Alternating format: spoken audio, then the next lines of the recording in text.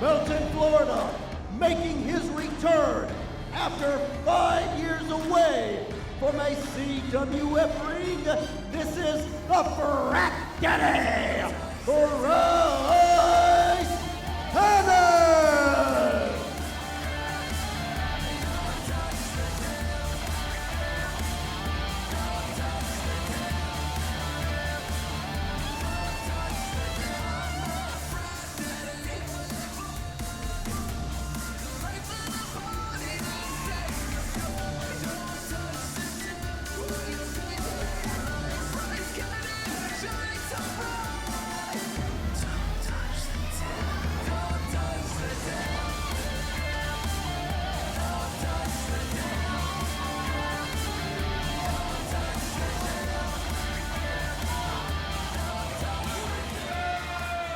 And the Frat Daddy's opponent about to make his way to the ring.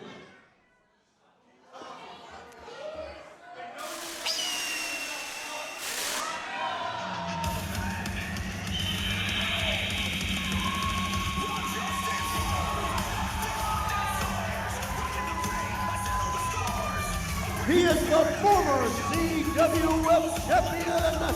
This is the Fleauxhawk, Justin Fleaux.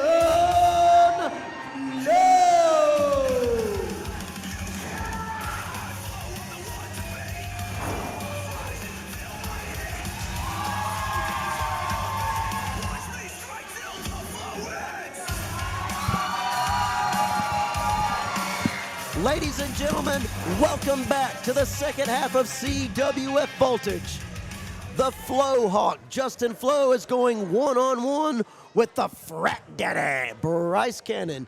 And now joining me on commentary, Rob Ocho. What up, Donnie? The bell is rang, and here we go. And Rob, what are you doing out here? Is that one way to talk to one of your former champions, Donnie? Former champion. You and Nathan Sims put up a valiant effort against Laveau and Darkson, but the same tactics that you use time and time again to win your matches, you know, that sword cuts both ways. Look, Donnie, we're turning to a different page here, all right? Okay. We got some people that came into our business, our company, and decided to run amok and take over. No, we're not going to allow that to happen. This is a CWF. They just got here. Well, but that ain't the point right now. The point right now is Justin Fleaux getting an opportunity to get a rematch at a CWF Championship against Division Orion. He has to do that. Of course, he lost the ability to even challenge for the title when he lost to Casey Navarro last month. But as you just said, if he can beat the returning Frat Daddy, Bryce Cannon, he can get another shot, but that's easier said than done. Bryce Cannon, the Frat Daddy, 7 years in the business, has wrestled all over the state of Georgia and beyond, even has a win over Matt Cardona.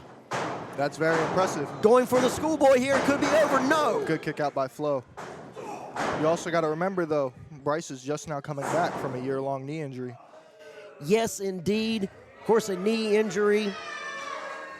It was to his left leg, I believe. Although he doesn't seem to be favoring it right now. It seems to be well healed up, and he's all systems go. You know, full body there into the corner. Justin Fleaux, about the only thing keeping him up is a little bit of help from nasty back rake. Back rake indeed. And now the Frat Daddy doing the chops onto the chest of the Fleauxhawk. I am told by my former broadcast partner that is the most painful move you can endure here in pro wrestling. Oh, and the Fleaux delivers one.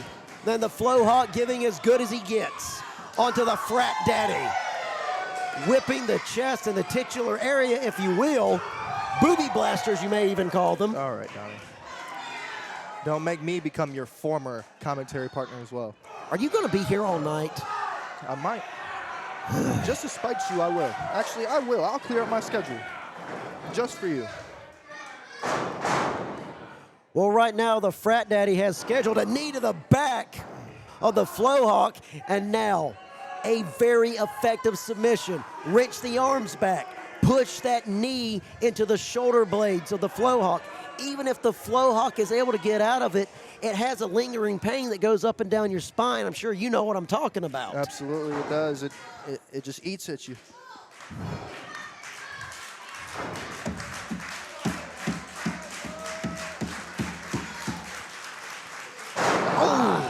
Fleauxhawk has lost his last 2 matches here at the CWF, lost the title to the Vision Orion. Could lose this match here, no able to kick out. As we said last month, lost to Casey Navarro. Casey Navarro now has a championship match at Proving Ground, which will be in September, Proving Ground 6, right here in Milton, Florida. I'm sure you're excited about that show as well. I'm sure you want a match on that card. Oh, absolutely. Right now, though, Fleauxhawk flowing right into the face of the Frat Daddy. Frat Daddy has quite the tan there. He got that riding on his grandfather's yachts. You know, he's not actually a member of a fraternity. He just started showing up, and they just started calling him the Frat Daddy, and he just went with it. And now has him by that spike tip, bouncing off the ropes. Ooh, flatliner. Flatliner, but it didn't flatline his chances. No! The Fleauxhawk able to kick out. You know, even though the Fleauxhawk lost last month, he got the endorsement from Casey Navarro, TNA's very own Casey Navarro, a high-wise competitor. And even though he lost, praise like that from a man like Casey Navarro, that's got to put a little bit of confidence, some wind in yourselves, if you will. But you got to match it up with a victory here. It puts a lot of confidence in Justin Fleaux, a lot of self-confidence that he needed. And I spoke with Casey Navarro myself when he was here. A great guy, great talent, and for Fleaux to get that endorsement, that just means the world. And right now, what means the world is they are up on top of the world, and they both come crashing down to the mat. Gravity is one hell of a habit to break. It'll break you into pieces. And now referee Jay Blanchard going for the count. Bryce Cannon able to get back up to his feet. But now a flying arm from the Fleauxhawk, and another flying arm from the Fleauxhawk. Misses again. Knee to the middle, off the ropes, and colliding into the head. Neck breaker. Hooks the leg. 2. Only a 2 count.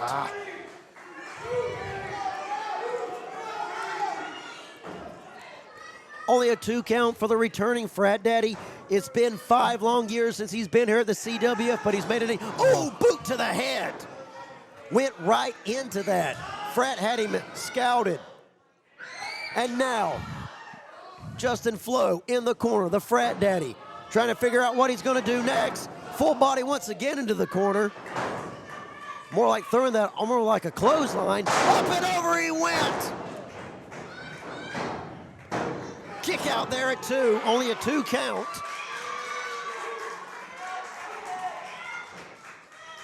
And of course, here we go. Bryce having a little bit of trouble with the officiating of Jay Blanchard. I've actually seen you argue with our referees too. And now the Frat Daddy getting the paddle, going to enact some discipline onto Justin Fleaux and Jay Blanchard. Referee Jay Blanchard saying, not in my ring. And a super kick. A super kick onto the Frat Daddy. Colliding the Frat Daddy into the corner. Bryce Cannon going to the other side. Up and around he goes. Slammed right into the middle of the mat. Fleauxhawk not done yet. Flipping him over back to his feet from the second row. That's it. Face meets, and wait a minute. What are we doing? The Vision Orion getting involved in Justin Fleaux's matchup. Orion, get out of there. Referee Jay Blanchard saying, get out of my ring. You're not scheduled. And he hit Bryce Cannon with the belt. And Justin Fleaux gets screwed over yet again by the Vision Orion. Cannon.